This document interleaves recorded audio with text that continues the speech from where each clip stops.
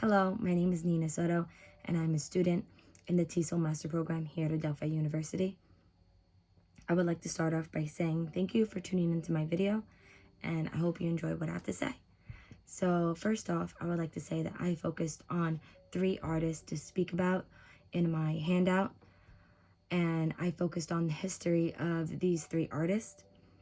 In my handout, it was specifically towards ESL students learning English as a second language.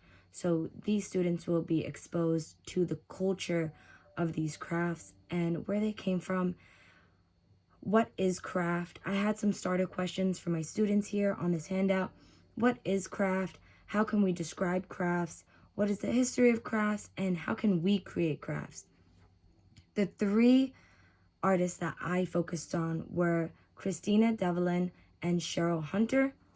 That was one portion because both of those artists have created one piece, and it was with Puebla tiles, and they had placed that in a community setting where it was throughout Detroit. So it was placed in Detroit by the metro system, the transportation, the trains. So they placed that there, and it was called People Movement. So people who were moving through the transportation systems would see that beautiful piece of artwork that they have there, and they created that through Puebla tiles, which was handcrafted, and they had to label each of these tiles to meet each specific place, and it was just a wonderful piece.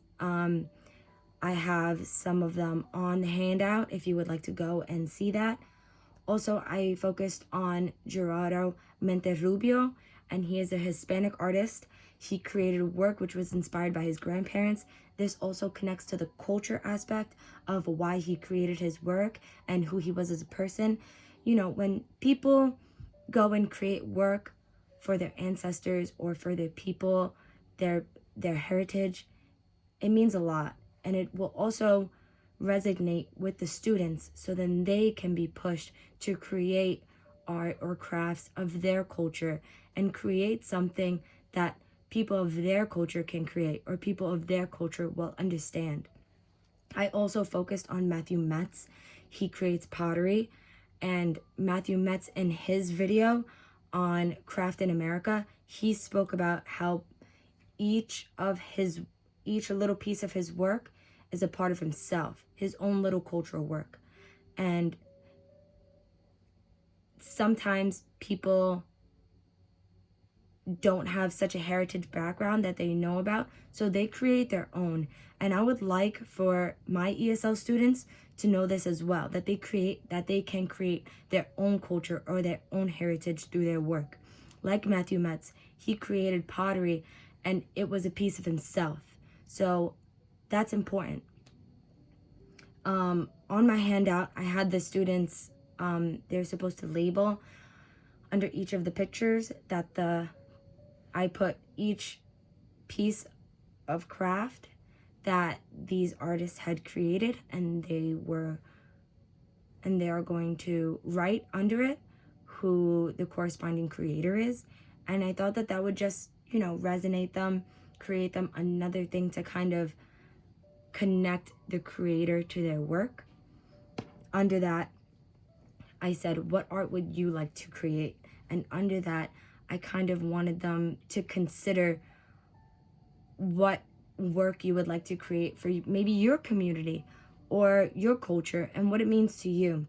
For example, consider your culture and what your ancestors created during their time.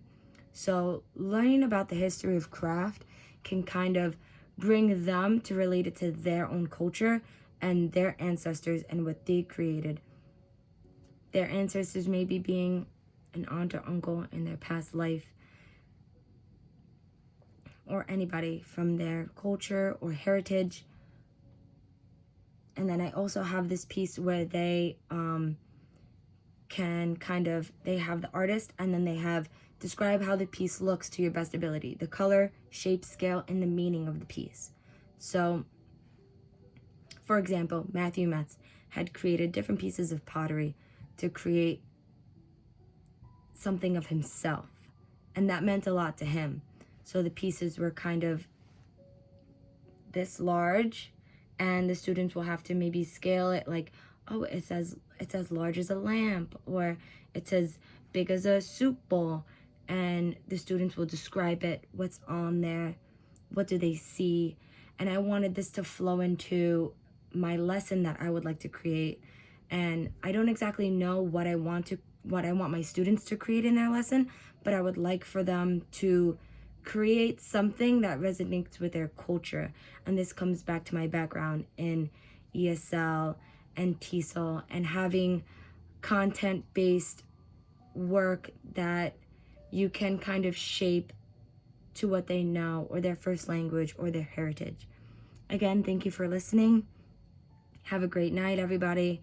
And for your comments, I would just like for you to say something that maybe your ancestors created, or that you would like to create in honor of your ancestors or your heritage, because it's just always great to connect to that part of yourself. Sometimes if you don't even understand your culture or heritage, or you don't know, it's great to just create something that you can start. You can start your heritage. You can start a culture. Thank you for listening. Have a great night.